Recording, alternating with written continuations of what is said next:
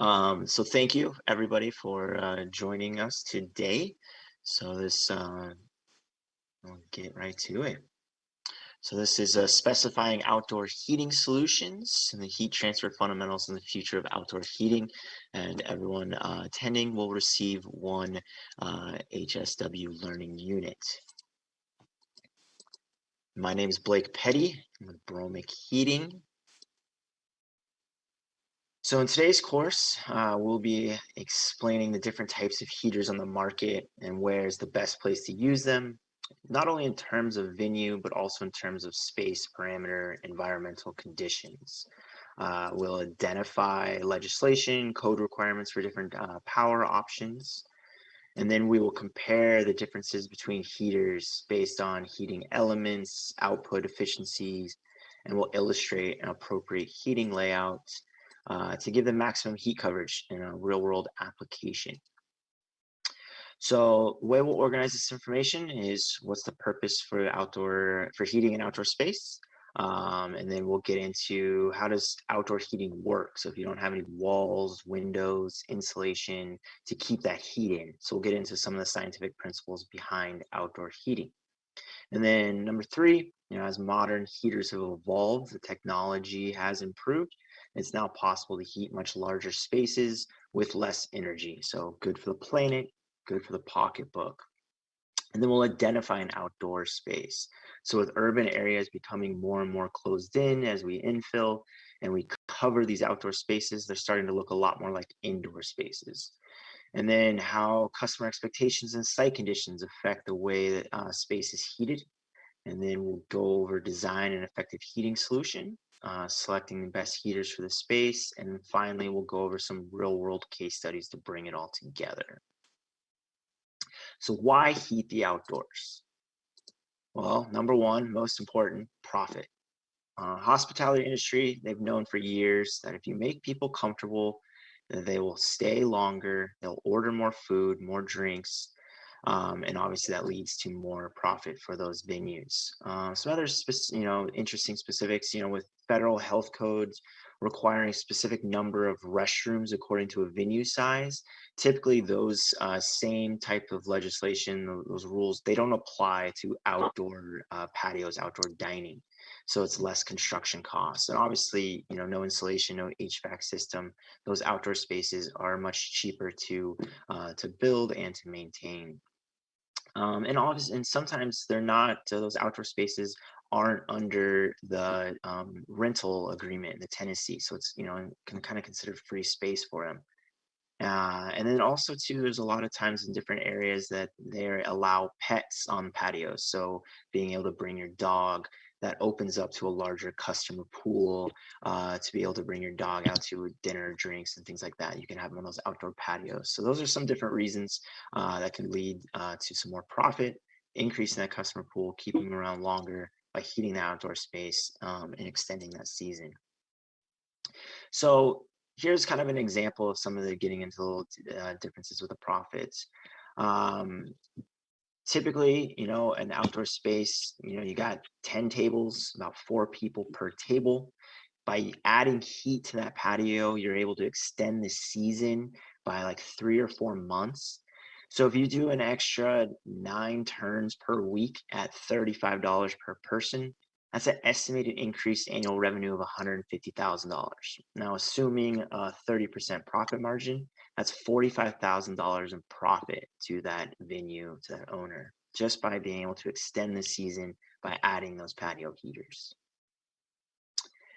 Now, comfort and ambiance. Fire has been controlled and used by humans to stay warm for over 400,000 years, allowing people to live comfortably in some of these colder climates. It gathers people together, through campfires, fire pits. And in today's urban setting, this concept has been replaced with modern appliances that can safely and efficiently heat these larger public spaces for greater numbers of people to enjoy. And then there's some health aspects. Exposure to outdoor space reduces risk of such things as type 2 diabetes, cardiovascular disease, stress, high blood pressure. As we're exposed to the bacteria and microbes that strengthen our immune system. There was even a set of research that showed that food tasted better while eating it outside. And then, maybe one of the most important is just the mental health benefits. Natural light, fresh air can boost our mood and reduce stress levels.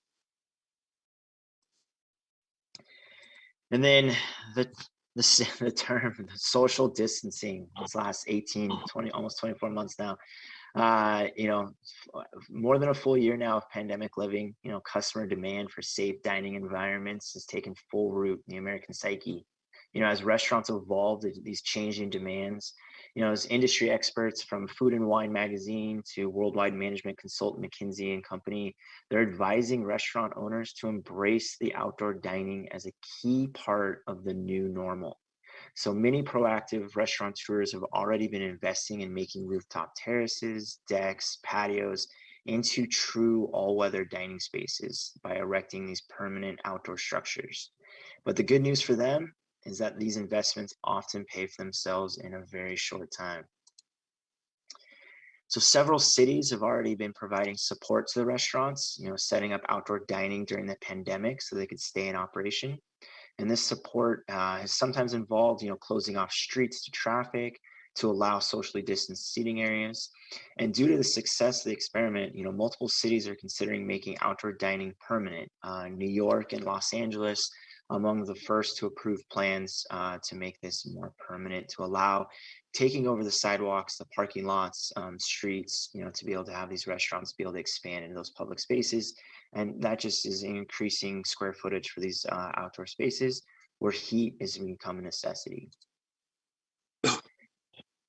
So in your hotels, having flexible multifunctional spaces that they can quickly adapt for guest needs, creating these indoor outdoor conference rooms, providing healthy meeting spaces, outdoor gyms, rooftop bars are all different examples of how hotels are using outdoor spaces where patio heaters would be in use.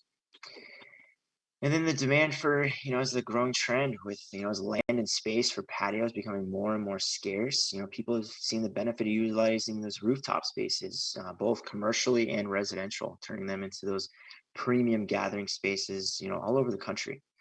Keep in mind, the higher that you go, the colder and the windier it gets. So heaters are a real necessity for success of those rooftop spaces. And then in the workplace, as technology has freed people from having to work inside, with Wi-Fi, Bluetooth, you're not stuck to your cubicle. You're not stuck at your desk. Office workers can step outside, utilize what was once those empty courtyards or those underutilized lunch areas, and they now can hold meetings. It's a space for them to get away from the distraction of the office, to focus on a project or take a private call, all within the steps of the company. LL Bean back in 2018 conducted a study, and it showed 86% of office workers would like to spend more time outdoors during the workday. And research continues to show the positive effects on employee health, emotional well-being, stress relief, productivity, and creativity, while providing access to these outdoor spaces. And then in hospitals, they're putting in these healing gardens for the benefit of their patients and staff and the visitors. And then you're seeing in college campuses, they're starting to utilize outdoor heating for those gathering areas around student activity centers and dorms. And then in your high rise and your mixed use residential. So in every city across the country, we're seeing these low rise neighborhoods. They're being transformed into these high rise multifamily urban areas. And as we've seen this past year, having livable outdoor spaces both on private balconies and around public areas like in your pools, your barbecues, your outdoor dining, they've become high demand. So having these spaces heated, it extends the time these spaces can be used.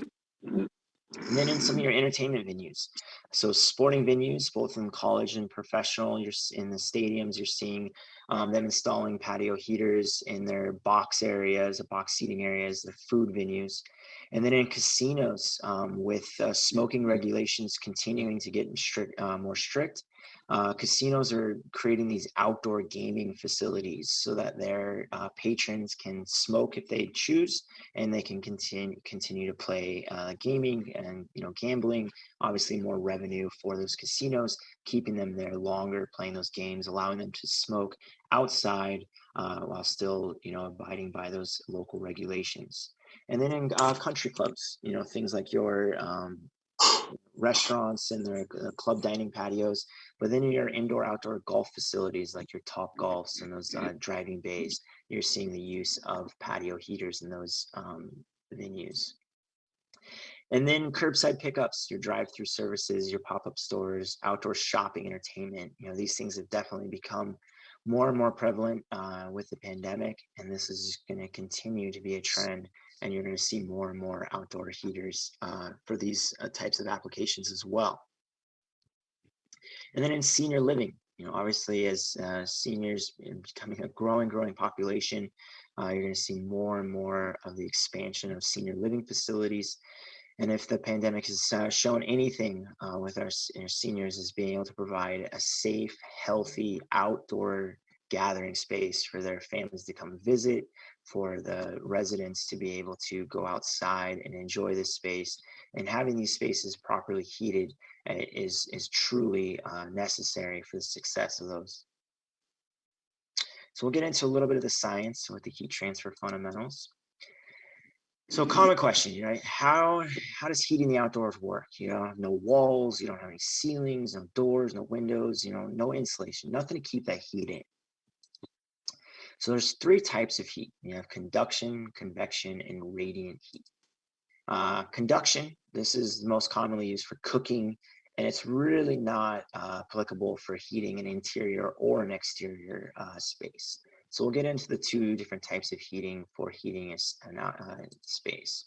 So we got convection heating. This is when you heat up the air and it mixes with the ambient air. So this is your typical HVAC furnace system. So this works great when you have a fully enclosed, environment where you have insulated walls. But as you guys, I'm sure, have all experienced, you open up a door, you open up a window, all that hot air escapes. So this truly doesn't make it very efficient to heating an outdoor space. And that's where radiant heat comes in. So infrared heaters, they heat objects just like the sun. So the biggest difference between radiant and convection is not heating up the air, but heating up the objects in that space. So infrared light emitted from the sun, it strikes the surface of an object that it comes in contact with, and it warms it up.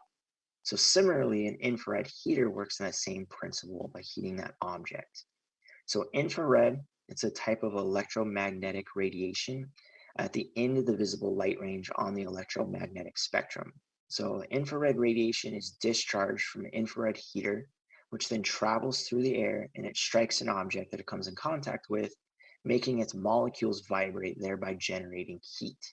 So this method is contrary to that used in convection heaters, which heats the air in contact with them, causing it to rise, which in turn causes cooler air to sink and be heated by the heater. So the sun emits the entire light spectrum. On one end, you have the penetrating waves, gamma, X-ray, UV, and then on the other, you have infrared and radio waves. So in the middle, you have the visible spectrum, the electromagnetic waves. Now the waves in the middle of this spectrum will transfer heat. And about halfway into the visible light waves to the infrared, the area of the spectrum used for heating the outdoors. And within that small slice, you have three different types of waves. You have a long, medium, and short waves. Now, these waves have different characteristics and they transfer heat differently. So long waves are the lowest in temperature, but they'll travel the farthest into a space. And they have really no visible light or very low light. Now, due to the fact that it is a lower temperature and it travels such far distance, it's very susceptible to wind. So if you have any kind of wind in that space, it'll disrupt those waves and it causes it to be far less efficient. So you typically would see a long wave infrared heater in a fully enclosed space. So in a more open space is when you want to use medium waves. So medium waves are 3 times as hot as long waves, and they'll typically travel about 9 to 15 feet. And they will emit a glow from the heat source, but it won't cast any sort of light into that space. And the waves here are mostly radiant, and they're far less susceptible to wind. Now, you have your short waves, which are very high intense heat, and they'll travel a short distance, about 3 feet. And they typically will cast a light into that space, a kind of orange or red light, and it's very radiant. So typically you see this in kind of their halogen type application in very industrial settings and maybe like paint drying studios. So here's an example of a long wave electric heater. They're very long appliances. They have to be pretty big. And as you can see in this picture here with the vinyl tarps drop down here, these curtains, it's a fully enclosed space. So the long wave electric heater would work in an application like this. But anything that you have where the windows can open up, you'd want to use a medium wave infrared heater that's far less susceptible to wind.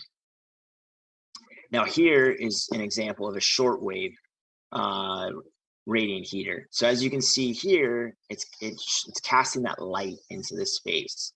Now, anytime you have this type of heater, the food is going to look really unappetizing. It's going to kind of come out looking like gray and kind of brown. And then also too, and it's not very good lighting for taking pictures.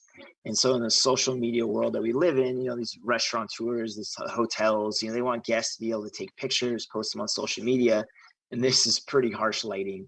So definitely not something that you're going to want to specify in your projects. This is definitely not anything that's going to make that venue really to showcase the great design. And then you have the same principles with gas heaters. So you have your medium wave gas heater, less susceptible to wind. And then you have with portable, you kind of using a combination of a medium and a short wave type of heater. So you can see that the unit itself glows. So we'll get into the different types of energy sources. So you have natural gas, electricity, and propane are your three different type fuel sources for patio heaters. So natural gas, you know, sometimes it gets a little bit of a hard rap, but it truly is a cleaner burning fossil fuel than a lot of other fuels. It's the combustion, you know, natural gas. It mainly produces water, CO2 with 90% heat and negligible amounts of particulates. You know, it produces less greenhouse gases than others, and it burns very, very hot. So this is a good fuel source when you have a big open space, high ceilings. It's very economical to run, and it's plumbed into the building. So you don't have any kind of bottle service that you would with propane. So now propane, it's great when there's no physical structure that you can mount a heater to. It doesn't have electricity or natural gas plumbed in. You know, it's a great fuel source to allow that flexibility of a space. It is a clean burning fuel, albeit it is a byproduct of some not so great sources. And it does come with a very high distribution cost. So, you know, some of those remote locations and getting propane out there. But anytime you have a facility that doesn't have the ability to do electricity or natural gas, propane is a great option. And then electric outdoor heaters, you know, they've really started gaining popularity here in the last 5-7 years. They are smaller in power than gas heaters. They don't get nearly as hot, but you can install them in a lot of applications where gas heaters wouldn't be able to go. So your lower ceiling heights, smaller, more enclosed spaces, you know, and you can have it indoors and or outdoors. You can also recess electric heaters into the ceiling, so it gives you, you know, a lot of flexibility. And just with the disadvantages, just the draw limitations being a little smaller, and then the green nature of electricity, it really just depends on the source the electricity is coming from. So here's an example of the cost. National average heating at 200 square foot per hour, natural gas coming at about 40 cents per hour, electricity about 88 cents, and propane about 8. So you can see the cost difference here.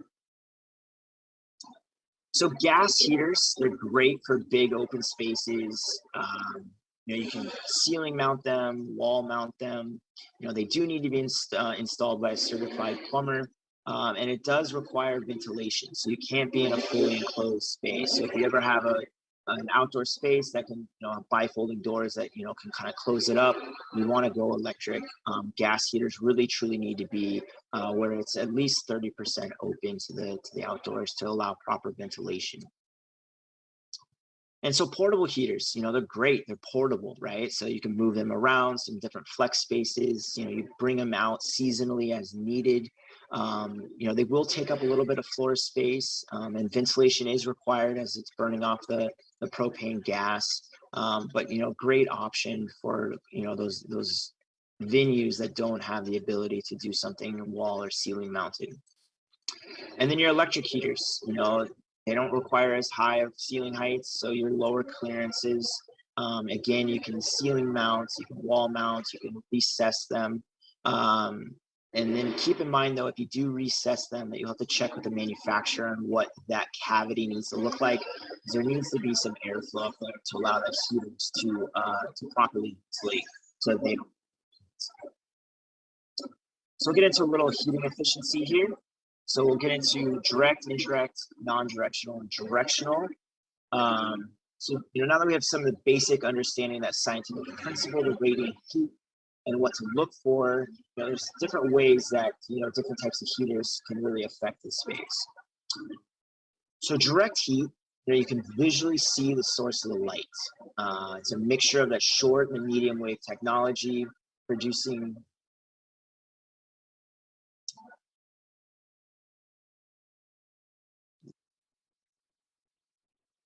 So the direct heat, again, you're going to see a glow from the heat source.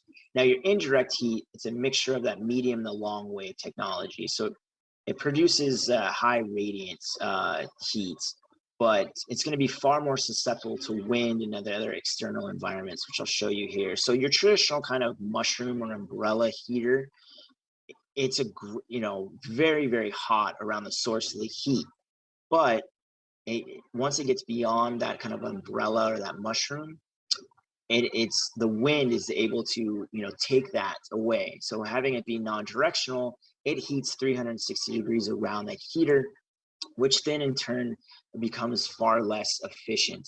So your typical four-top restaurant, you would need at least 2 or 3 of these types of heaters to properly heat that space. Now, with directional heat, it's able to take those light rays with the burner design, with the polished mirrors and how it manipulates those rays, and it projects them onto the space. So it's directional heat. So this increases that heating potential in that space, and it was able to make it far, far more efficient. So that same four-top table, you would only need 1 or maybe 2 heaters, where with the umbrella, the non-directional, you would need 3. So we'll get into a little bit of the history. So in the 70s and the 80s, architects, designers would design these beautiful outdoor spaces, and they wouldn't think about, heating them. It became more of something of a necessity for that restaurateur, that owner, and they would start just cluttering the space with these kind of traditional kind of mushroom heaters. And it was just more of a thing of practicality. They needed to do it to keep people comfortable, but never really fit with the design. Took up a lot of space, and it was something that there was no other good option. And then in the 90s, engineers, start specifying a big industrial type heaters. So, aesthetically not very pleasing, but it fit the need for what they needed to do, got the heaters up off the ground, but never really, again, part of the design. But now, as technologies increase and there's a lot more options out there, you're able to specify heaters for your design that fit your aesthetic, whether it be gas, whether it be electric, ceiling mounted, wall mounted. You have a lot of options that you can incorporate into the design and make for, not only is it still beautiful, but it's properly heating the space. Similar with lighting. 50 years ago, there was very few options when it came to lighting. Nowadays, there's thousands of different types of lights. The same thing applies with outdoor heaters. Between gas, electric, and the different designs you have a lot more options choosing your patio heaters. So we'll get into a little customer expectations, site conditions. So the first thing that you really need to know is that you're not going to make everybody happy. Even in indoor environments, the number one complaint that people have is they're too hot or they're too cold. And that's really just because people experience heat differently. The good thing with outdoor heaters is that the closer you are to the heater, the warmer you'll feel. So people will typically position themselves where they're the most comfortable. So outdoor heaters, they create this feeling of warmth by increasing the body temperature above the ambient condition through radiant heat. So the colder the ambient temperature is, the more that the heater must produce to increase that body temperature. So for example, if a customer is comfortable at 60 degrees, on a 50-degree day, the heater needs to increase that effective temperature by that 10 degrees. So if it was 40 degrees, the heater would need to, increase the heat capacity to heat it to 20 degrees. So the colder it is outside, the temperature, the size of the heaters need to increase, or you need to add more heaters in that venue. So really understanding those site conditions, how cold it gets, how late into the season that they want to use these is really going to determine the size of the heater and the quantity and the mounting location. So I'll show you that here. So here's an example. This is Austin, Texas. Obviously, it doesn't get very cold here. So you can use smaller heaters. This is a 2,000 watt heater, spaced out, at a good distance. Now, in example, Milwaukee, Wisconsin, extremely cold. This is a 6,000 watt heater, so triple the size of the heater and packed in there with a nice overlap of heat. So this is understanding, that site, understanding the temperature, understanding when that they want to use it. This will really dictate the size and the quantity of the heaters that you'll want to use. So we'll get into, some other considerations when designing a heating solution. So as these urban spaces become denser and the patio spaces become more protected from outside elements, it's important to define the term. So ANSI defines an outdoor space as 30% of the wall volume is open to the environment. And this really becomes important when you want to start using gas heaters. So here's an example of a different project. So on your east and west side of the project, you have these bifolding or accordion doors, so they can be fully enclosed. So this is where you'd want to use electric heaters. Gives you that flexibility of being able to have it outside or inside. These are ceiling mounted, so it casts that kind of oval shaped heat plume.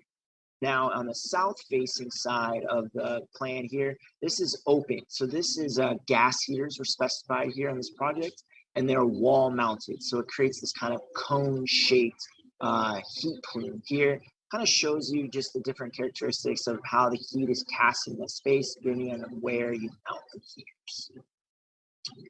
So gas heaters, they're great in big open spaces. Now you do need higher ceiling heights, and they are more susceptible to wind, kind of creating the wind chill effect. So you want to look for heaters that manufacturer has a 12 to 14 mile an hour wind rating. And the other things you want to do is something, can you design any sort of windbreak, your glass half walls or any kind of curtains in that space to break up the wind. But you want to check with the material supplier on the fire specs and the flash points, and just be mindful of what you're putting near a heater. Typically we want to keep any combustibles at minimum of 3 feet away from heaters. So that's definitely something to keep in mind when specifying gas heaters or any electric heater in that matter. Now, when it comes to electric, if you have an electric heater that's less than 3,500 watts, a good design practice is to keep that heater at 8 feet off the finished floor. Now, if you have heaters that are above 3,500 watts, a little bit larger heater size, 8 to 10 feet off the finished floor. Another way, electric heaters, they can be recessed into the ceiling cavity, but again, you just want to check with your manufacturer on those cavity spaces. So here's some different clearances when it comes to electric heaters. So you have the ability of suspension poles that are able to bring those heaters down in case you have any high ceilings. I'm sorry, you're going to have to stop. The noise in the background is such that I'm going to leave the presentation. Oh, I'm so sorry. Get the noise in the background to stop. I apologize, but I've asked several times now in chat. Nobody's done anything about it. I'm not. I apologize for that. Want me to keep powering through and hope that that stops here soon?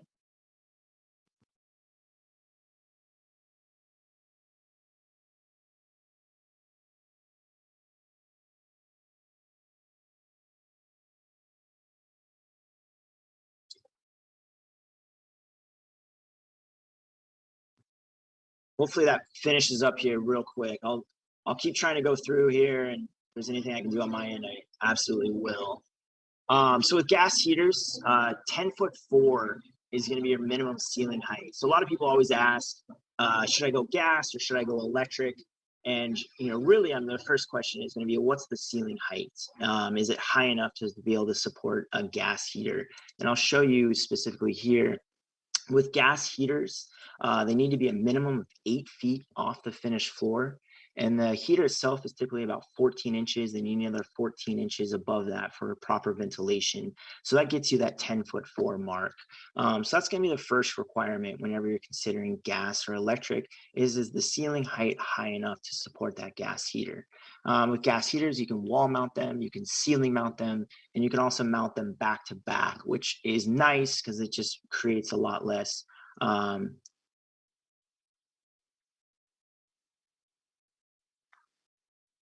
David, I do apologize for the background noise. If I could control it, I would. So I do apologize there, David. I will kind of try to keep going here, and hopefully that gets better. So some other things to consider is just other things that are going on. There's a lot of stuff going on in the ceilings with your lights, speakers, sprinkler heads. You got ceiling fans.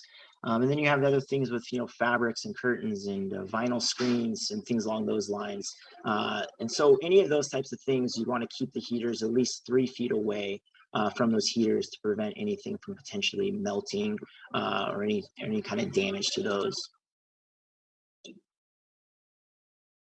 So when selecting an outdoor heater, you want to look for, flexible, efficient, reliable. You want to understand the site conditions and obviously with good design. So, flexibility, scalable heating solutions, whether they offer gas, electric, ceiling, wall, recess mounted, does it have the ability to have suspension poles if you need to bring them down for those higher ceilings? You want a, true infrared efficiency. That way you maximize the space, and the venue doesn't have to purchase, too many heaters to really be able to make it the most efficient. And then obviously you want a manufacturer that's going to be reliable. So durable materials, these things are installed outside, so they need to be able to withstand those elements. And then you want to understand site factors. Is it windy? Is it near air, the water? How cold is it? How late into the season do they want to use it? So being able to understand, what the customer expectation is will really determine the size of the heater and the quantity. And then obviously you want to look for good design, a heater that's going to fit your design and it fits the space. So we'll get into a case study here and then I'll wrap up the presentation. So in Nashville, Tennessee, Marriott had its first tri-branded property where they had the AC Hotel, Spring Hill Suites, and the Residence Inn all under one roof. The AC Hotel had a 6th-floor pool area that was totally open to the environment. And if any of you have ever been in Nashville, especially as they've started to really build a lot of more high rises, it's become very windy, almost like a wind tunnel. And there's this very open, unprotected pool space. So they came to us, needing outdoor heat to be able to extend the use of that space. So the solution was, directional electric heaters, and the electric heaters is because of the high winds, and that provided that true infrared heating property that again is less susceptible to that wind. They had very high ceilings; it was about 12 feet. So we used 3-foot extension poles to bring those heaters down under that 10-foot mark to be able to, have those heaters work the most efficiently. So this red space here was the area in question. 6,000 watt electric heaters were specified, all ceiling mounted. And then here was the finished product. So as you can see, those suspension poles bringing the heater down under that 10-foot mark was, truly the success of that. So this property, it's during the week, it's kind of a business hotel. So you have a lot of, meetings, after work gatherings. And then on the weekends, you have your weddings and your other banquet venues. So by being able to keep this space and creating this kind of overflow, they were able to extend this late into the fall and early spring, which just meant a lot more revenue for them, a lot more comfort for their customers. Does anybody have any questions? Again, I apologize for the background noise that we experienced. And if there's anything that someone missed that you would like me to go over again, I'd be happy to do so. I had a question up front. Was asking about what is the experience of these kinds of things for California jobs, where and other places where energy code is a real issue. Are they restricted or forbidden in places that you've tried to work? No, nothing is, every city is a little bit different. People are going more electric than gas. There's definitely a movement of moving away from natural gas. And so we're seeing an increased popularity in electric heaters. I would say the only real restrictions are a lot of high rises, especially like in New York City. They're not allowing propane up on rooftops and things like that, just more of a fire hazard issue. But yeah, the electric heaters, just becoming much more popular, less to maintain. They are definitely the ones that you're going to start seeing more and more of those. And the cities, especially with going solar, are providing a lot more of that. So, but natural gas isn't going anywhere. It's still, a very cheap fuel source, and it's, better for those big, large, open environments. But yeah, the electric heaters is just you're going to continue to see it more. And that's going to be the easiest one as far as as long as the building has the appropriate power for those heaters. That largest 6,000 watt heater that Bromic sells, that requires a 30 amp circuit. So just understanding the power that the building has available will really determine that.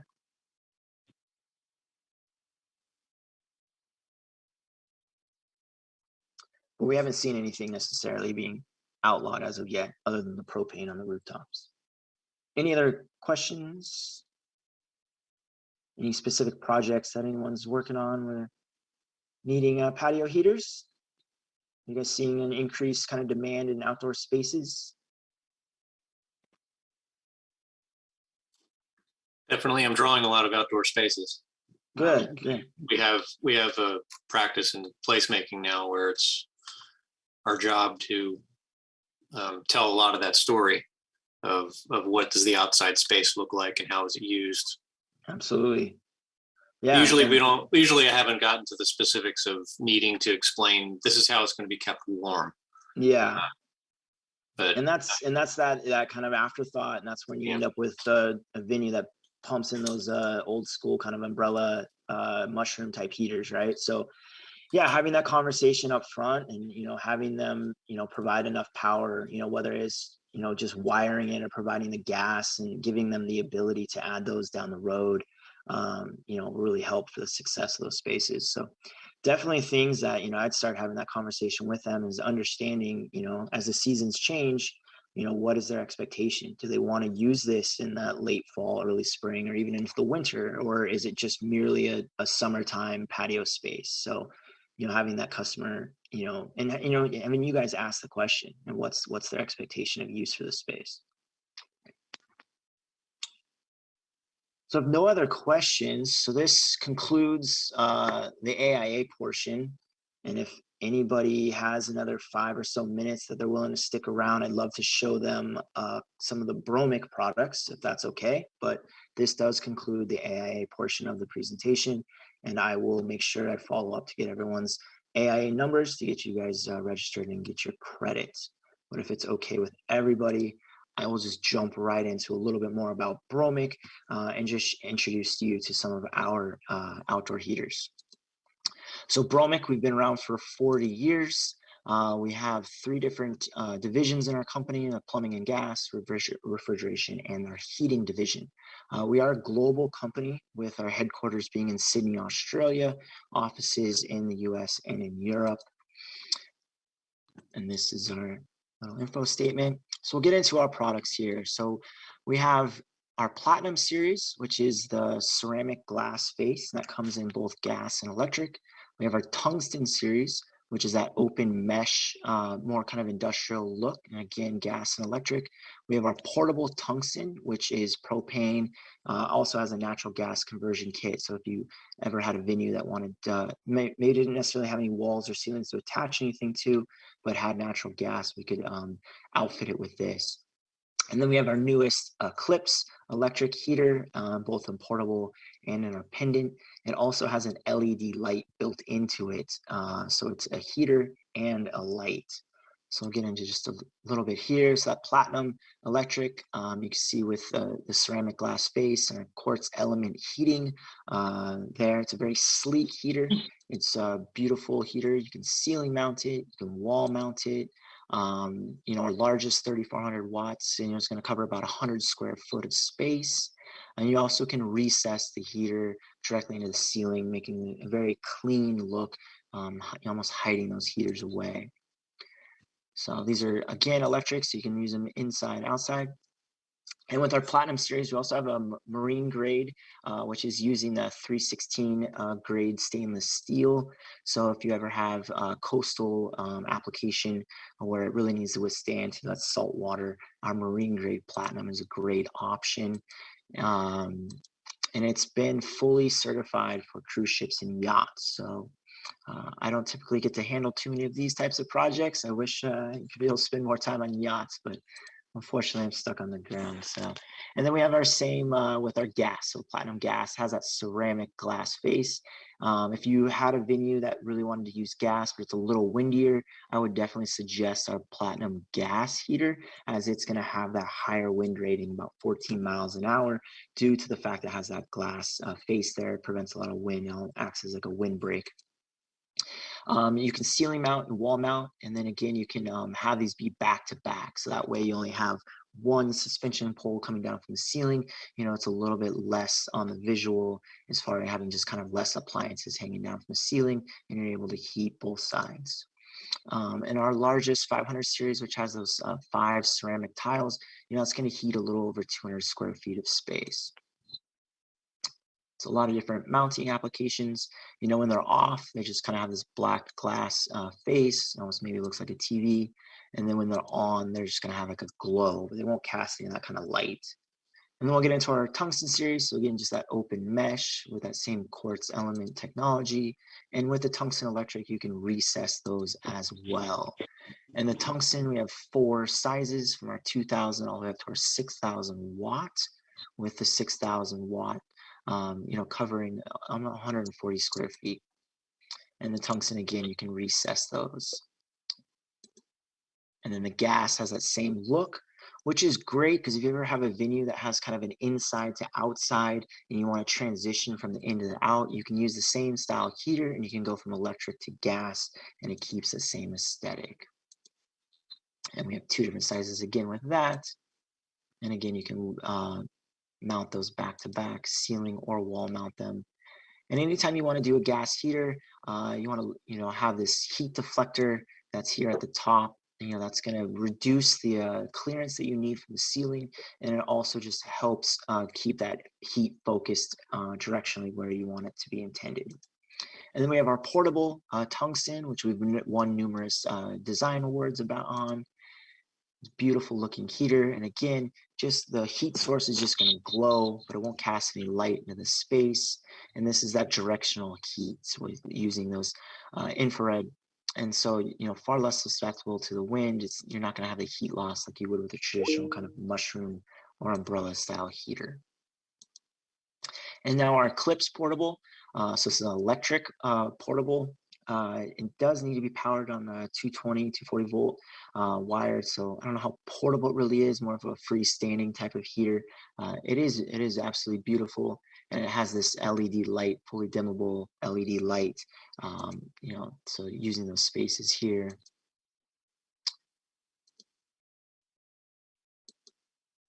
some different shots here. And then with the pendant, it comes in a different mounting options. You have a curved ceiling mount option. And here's the different kind of 6 different mounts here. You can see with the pendant. So for lower ceiling heights, you have that little 8-inch pole. Your 10-foot ceiling heights bring that heater down to that 8-foot level. You have a 24-inch twin pole and or a single pole. And then for your higher ceilings, you have a 4-foot suspension pole. And that way, it's really important to bring those heaters down to that appropriate level so the customer is really truly feeling the heat and your customers are going to end up being happy. Then we have the wall mount option, which I think is just beautiful, that kind of sidewalk cafe type of application. And again, it has that LED light, so it's able to cast enough light in the space for someone to be able to read a menu.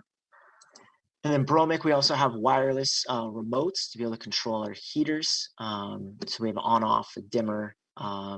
So that way, if in different applications, you can use different controls. And then we have our smart link. So you can hook it up to an automation system. They can run it from a tablet. And that way the heat can be controlled all through that. And then, just getting into a little bit of the savings here, propane heaters and how inefficient they are. You have to use a lot more of them and run them from a lot longer. Now being able to use, gas or electric or even our tungsten portable, it's going to save the venue a ton of money. Typically, here's kind of a $1.50 per hour in natural gas for a 200 square foot outdoor patio versus the propane, you're looking at about $4.40 and your electric about $1.77. So gas is cheapest thing to run, but electricity is not too far behind. And we kind of got into that earlier.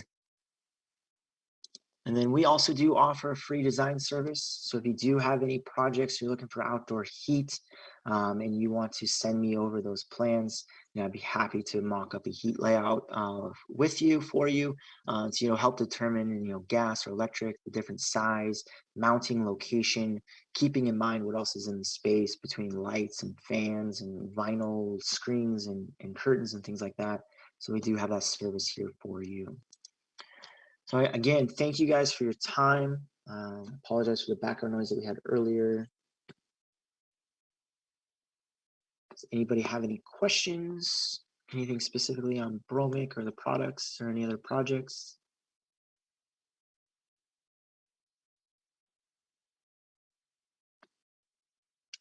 Like, I just want to say thank you very much for the presentation. We appreciate your time, all the information, and we'll definitely be reaching out with any further questions. Yeah, thank you very much. Again. Yeah, and I'll follow up to get everybody's AIA numbers so that we can get you guys registered and get you guys your credit. So yep, I'll have that all. I can send that to you. I have that all in one place, so it'll just be one sign-in sheet rather than a ton of emails flying into you. I appreciate that. Saves me a lot of time. So thank you very much. And I look forward to working with everybody. So thank you. Okay. Thank you very much. And congratulations on being a father. Thank you. Thanks. Yes. It's been a chaotic week, but yeah, we're getting through it. I'm sure. Thank you very much.